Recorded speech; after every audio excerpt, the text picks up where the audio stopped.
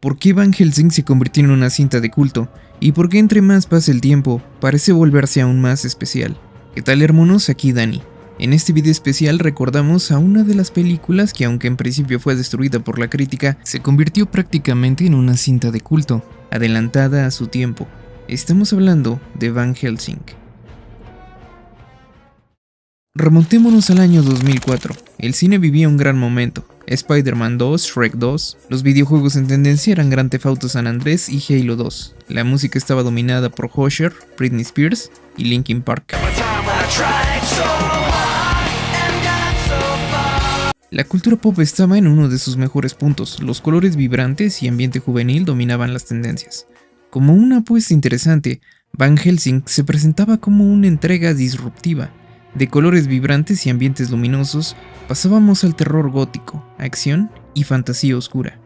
Incluso, la película se atrevió a ofrecer su propio intro en blanco y negro, para evocar la siniestra ambientación de tiempos más remotos. Es como si Universal Studios hubiera querido hacer un contraste con lo mainstream, que por desgracia en aquel momento no saldría como lo esperaban. Van Helsing no era solo una película de acción con monstruos, era en esencia un espectáculo dark fantasy. Cada cuadro estaba pensado para exagerar lo gótico, castillos imposibles entre montañas, laboratorios medievales iluminados por relámpagos, y un Drácula que no se ocultaba más en las sombras. Ya no era una leyenda, sino una macabra realidad, que mantenía aterrados a los pueblos, los cuales esta vez no podrían hacerle frente con palos y fuego como en otras representaciones. Pues en esta ocasión es la mejor representación de un mal antiguo, el conocimiento prohibido y un avasallante poder, un tirano del inframundo. Stephen Sommers, quien dirigió otras de las aclamadas cintas de la infancia y adolescencia de muchos, me refiero a La Momia, quiso darle al público un festín visual que mezclara el terror clásico con la adrenalina del blockbuster moderno. Y Universal tenía planeado revivir sus monstruos que por generaciones habían cautivado a todo tipo de público. Para ello, opta por llevar la estética al límite, los colores saturados, los trajes recargados, la coreografía teatral de cada batalla. Todo estaba diseñado para sentirse más grande de lo que era. Pero esta vez le jugaría en contra, pues uno de los principales argumentos que utilizó la crítica, supuestamente especializada, eran excesos visuales y trajes ridículos. Pero, lo que para algunos era demasiado exagerado, para otros se volvió inolvidable.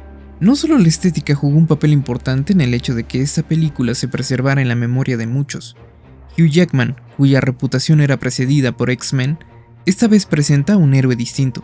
Las figuras heroicas de aquel momento eran arquetipos que evocaban e inspiraban la luz y la esperanza. Pero Van Helsing no era luminoso ni optimista, sino un hombre maldito, cuyo pasado desconocía y esto lo rodeaba de misterio.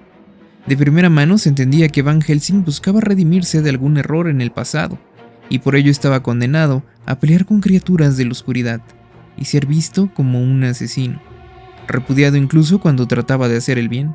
Pero esta visión no estaba del todo equivocada, ya que a diferencia de otros héroes que buscan hacerlo moralmente correcto, Van Helsing cree que el fin justifica los medios, lo cual para muchos niños y jóvenes de la época, incluso hasta el día presente, resultaba brillante.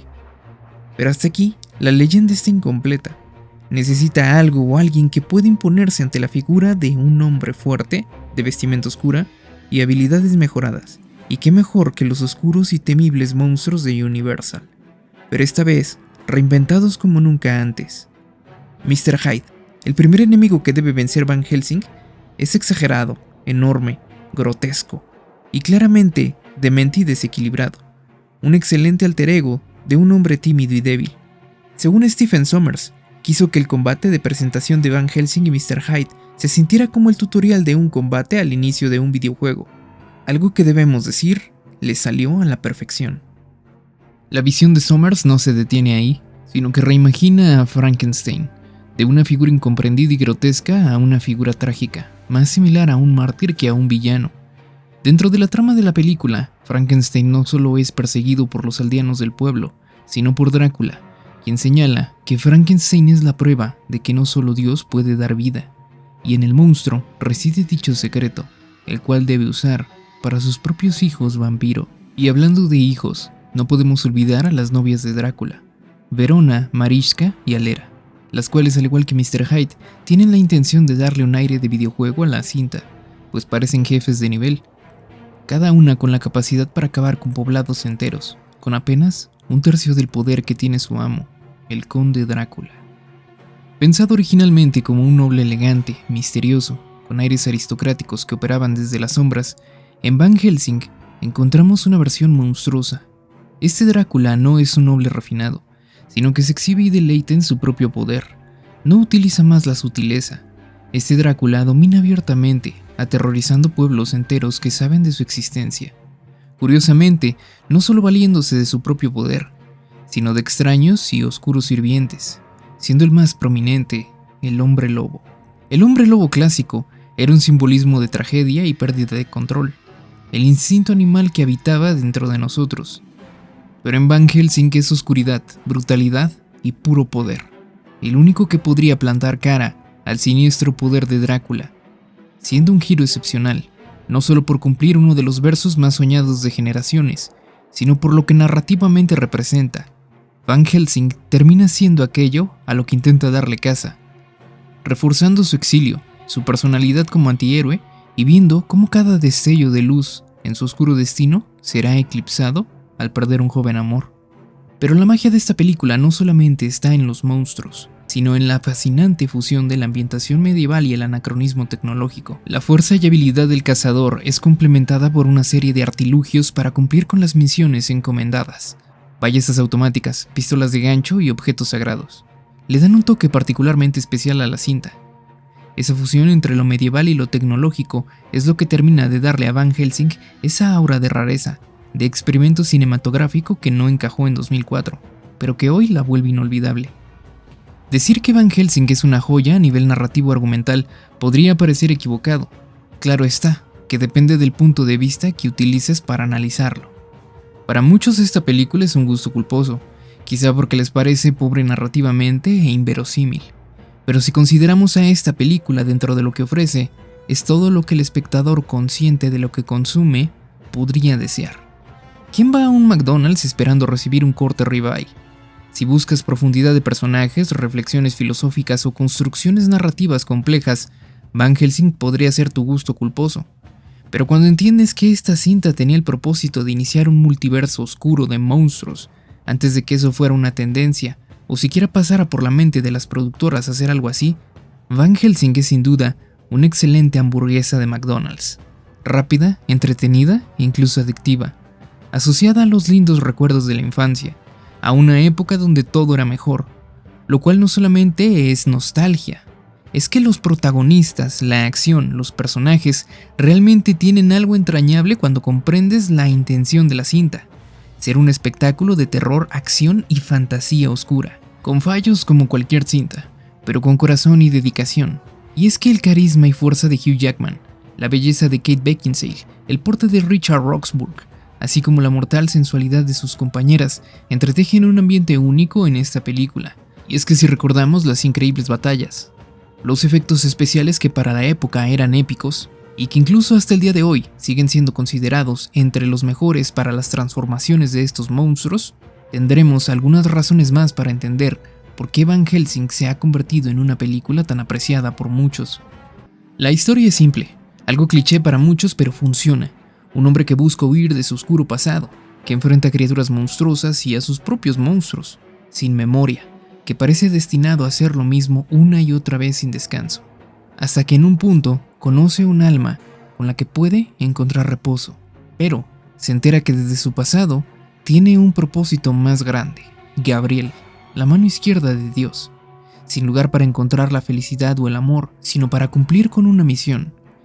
Y quizá esta sea otra de las razones por las cuales esta película no solo es querida por la nostalgia, sino porque propone algo diferente. En esta ocasión el protagonista no tiene un final feliz, sino desgarrador. Pero quizá la razón por la cual esta película nos encanta a muchos es por habernos dado ese épico crossover, el hombre lobo contra el príncipe de las tinieblas, Drácula. Al día de hoy la transformación y la figura del hombre lobo de Van Helsing no solo es una de las más poderosas del cine, sino una de las versiones más épicas que hemos visto y que parece muy lejos de ser superada.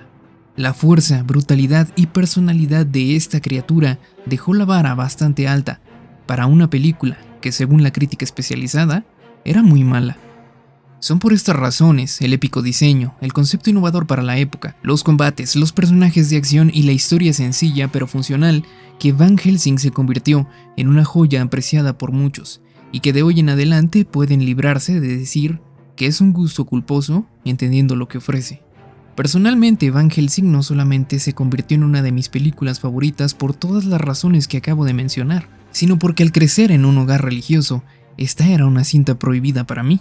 Algo que quizá muchos allá afuera también vivieron, pero la vestimenta, el nombre y esa personalidad rebelde y oscura fue lo que más me llamó la atención de esta cinta, que por desgracia no pude ver en cine, pero como siempre, la buena piratería salió al rescate, así que en cuanto tuve la posibilidad de ver esta película grabada desde los cines, se convirtió en una de mis favoritas.